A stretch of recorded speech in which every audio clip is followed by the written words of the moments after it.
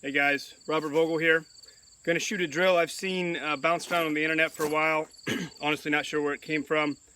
B8 target at 25 yards. Draw 10 shots in under 20 seconds with a 90 or better.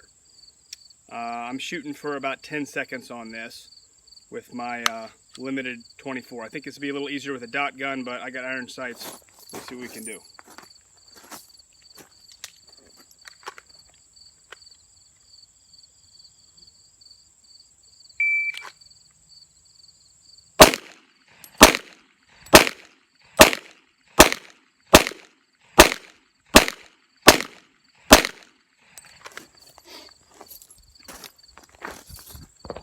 .993. I don't know. Didn't feel real great about that, but we'll see. Oh, it's not looking too bad.